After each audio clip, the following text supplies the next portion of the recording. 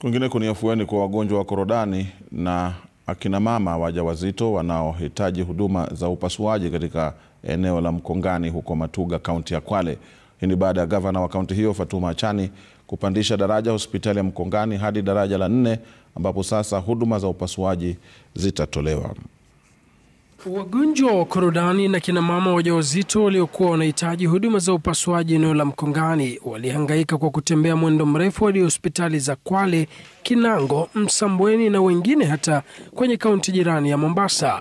Shabani Mohamed, mzee wa miaka 56, na Suleiman Konerwa ni miongoni mwa wakazi wa Mkongani waliokuwa wakiugua ugonjwa wa korodani. Kabla ya hii hospitali tulikuwa tunasaidika hospitali nyingine inaitwa Kinango,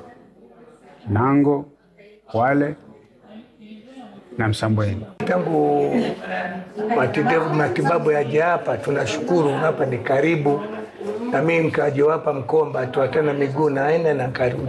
Semi sawa na hizi zikishikiliwa na kina mama wajawazito katika eneo la Mkongani waliokuwa wakitafuta huduma za upasuaji.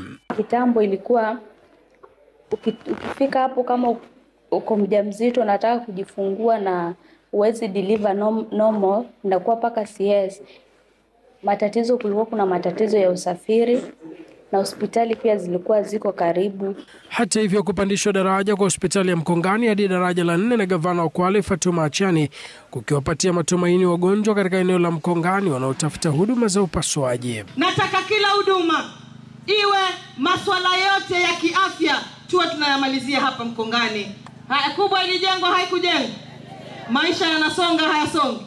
Tunataka kila Mkwale aweze kupata huduma bora ya afya. Hospitali ya Mkongani inahudumia takriban wakazi 11,000 katika eneo hilo, na hadi kufikia sasa wagonjwa 27 wamefanyiwa upasuaji tangu hospitali hiyo kupandishwa daraja mwezi Februari mwaka huu. Kulikuwa na some of the services ambazo hapa Mkongani ilikuwa hazikuwa offered, na hizo services ni za kulaza, inpatient, theater services na pia huduma zingine specialized. Hadi kufikia sasa serikali ya kaunti ya Kwale imejenga na kuboresha vituo 178 vya afya pamoja na kuajiri wahudumu wa afya 1800 ili kuboresha huduma za afya kwa wote. Lukman Mahmud, Runinga ya City.